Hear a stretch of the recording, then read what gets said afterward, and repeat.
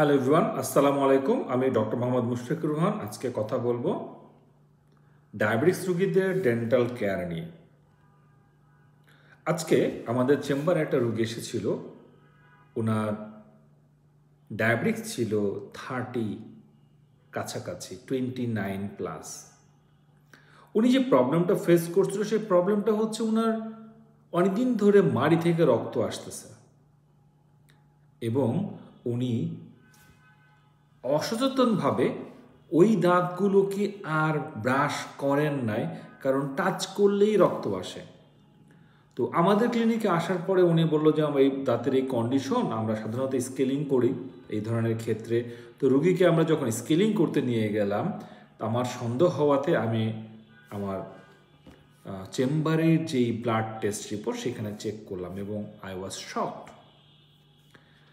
এবং আমি কনফিউজ থাকলাম যে এটা ভুল হতে পারে বা ঠিক হতে পারে। দেন আমি রুগীকে আমাদের পাশের ডায়াগনোসিস সেন্টারে পাঠালাম, সেখানে ওরা টেস্ট করলো এবং উনি আজকে আমাদের কাছে এনেছে 29।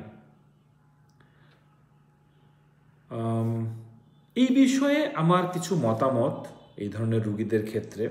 প্রথমত, ডায়াবেটিক্স রুগীদের শরীরে গ্লুকোজের পরিমাণ অনেক বেড়ে যায় এবং এই ক্ষেত্রে মাড়ির কিছু প্রবলেম হয়। মাড়ির গাম যেটাকে বলা হয় সেটাতে ফুলে যাওয়া সহ প্রবলেম দেখা দেয়। মুখ শুকিয়ে যাওয়া, এটা একটা রোগ। স্যালাইভা উৎপাদন কম হওয়া, মুখটা ড্রাই হওয়া, ঘুম থেকে ওঠার পরে তৃষ্ণা পাওয়া।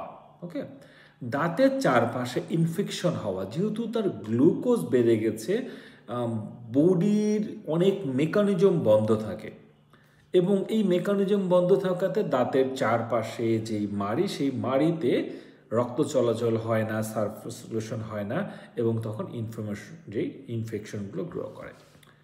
মাড়ি, দাঁতের গাল, জিহ্বায় প্রচুর পরিমাণে ফাঙ্গাল ইনফেকশন হয়, যেটাকে আমরা ওরাল থ্রাশ বলি। ওকে, আর তাদের মুখের যে ঘা হয় সেই ঘা শুকিয়ে যেতে অনেক দেরি হয়। দাঁত মাজলে মুখ থেকে রক্ত আসা, দাঁত নড়ে যাওয়া, এই রোগগুলো খুবই কমন ডায়াবেটিস রোগীদের। ওকে, ডায়াবেটিস রোগীদের কী কী অ্যাডভাইস আমরা সাধারণত বলে থাকি? ডায়াবেটিস রোগীদেরকে অবশ্যই ফ্লোরাইড টুথপেস্ট দিয়ে দাঁত মাজতে হবে দিনে 2 বার, সকালে, খাবার পরে এবং রাত্রে ঘুমানোর আগে। সাধারণত আমরা খাওয়ার পরপরই ব্রাশ করতে আমরা অ্যাভয়েড করতে বলি, আমরা কিছুক্ষণ অপেক্ষা করে তারপরে করতে বলি। সকালে যেহেতু খাওয়ার পরে আমরা বাসা থেকে লিভ করে ফেলি, সেহেতু আপনারা খাওয়ার পরপরই করবেন, আর রাত্রেটা অবশ্যই ঘুমানোর আগে করবেন।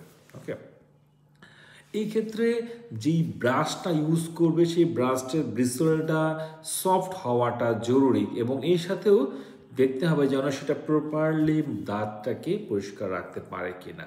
এবং অবশ্যই জিহ্বা এবং মাড়ি ব্রাশ করতে হবে। জিহ্বা পরিষ্কার করে, যেন টাং ক্লিনজার পাওয়া যায় এবং অনেক সময় ওটা দিয়ে জিহ্বা পরিষ্কার করা যায় এবং মাড়িতেও একটু ব্রাশ করে ফেলা।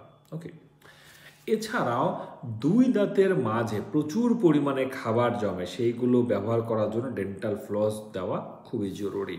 ওকে, যেসব রুগীদের মুখে ড্রাই হয়ে গেছে বা ড্রাই একটা ফিল আছে, তারা হালকা একটু করে প্রতিদিন নির্দিষ্ট পরিমাণ পানি খেতে হবে। যদি তার বডি ওয়েট হয় 60 কেজি, তাহলে 3 লিটারের মতো পানি খেতে হবে থ্রু আউট দ্য ডে। এমন না যে সকালে আপনি 1 লিটার খেয়ে নিলেন, দুপুরে 1 লিটার খেলেন, রাত্রে 1 লিটার খেলেন, এরকম না। সারাদিন আপনার পর্যাপ্ত পরিমাণে পানি খেতে হবে। এছাড়াও কিছু সুগার ফ্রি জাইলোটল চুইংগাম পাওয়া যায়, সেক্ষেত্রে ওটা মুখে দিয়ে চাবানো যেতে পারে, ফলে মুখের স্যালাইভা বাড়তে পারে। ডায়াবেটিস রোগীদের দাঁত সাডেনলি পড়ে যায়, সেসব ক্ষেত্রে অনেক সময় ওনারা ক্যাপ, ব্রিজ ইউজ করে। তো অবশ্যই যদি ক্যাপ থাকে তাহলে 2 দাঁতের মাঝখানের জায়গাটা ইন্টারডেন্টাল ব্রাশ বা ফ্লস দিয়ে পরিষ্কার করতে হবে। আর যদি ডেঞ্চার ইউজ করে তাহলে অবশ্যই ডেঞ্চারটা খুলে খুব সুন্দরভাবে পরিষ্কার করতে হবে। ঘুমের সময় এটা রেখে দিতে হবে একটা পানি বা পরিষ্কার একটা পাত্রের মধ্যে। অনেক সময় ডেঞ্চার ওভারনাইট খোলা থাকলে এটা সিঙ্ক করে যায়, মুখে ভালো মতো পড়তে পারে না। ডায়াবেটিস রোগীদের সাধারণত আমরা বছরে 2বার ডেন্টিস্টদের কাছে যেতে বলি।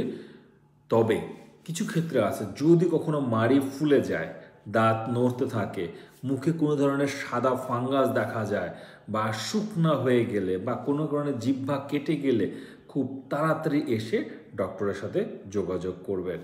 আশা করছি আপনাদের এই ভিডিওটা ভালো লেগেছে। আপনাদের যদি এরকম আরও ভিডিও প্রয়োজন হয় বা কোনো সাবজেক্টের প্রয়োজন হয়, আমাদেরকে নিজের কমেন্ট সেকশনে বলবেন। আর আমাদের পেজে লাইক, শেয়ার এবং চ্যানেলটি সাবস্ক্রাইব করে রাখবেন। আমাদের মেইন প্রোটোকল বা মেইন থিম বা আমাদের ভিশন হচ্ছে আপনাদের কাছে সঠিক তথ্যটা প্রচার করা। আমরা অবশ্যই চাবো আপনার নিকটস্থ যে কোনো ডেন্টাল ক্লিনিকে গিয়ে আপনি আপনার দাঁতের চিকিৎসা করাবেন, এবং সেই ক্ষেত্রে আপনারা অবশ্যই বিডিএস ডক্টর দেখে আপনারা নেবেন। আর আমাদের সাথে থাকবেন, ভালো থাকবেন। আল্লাহ হাফেজ।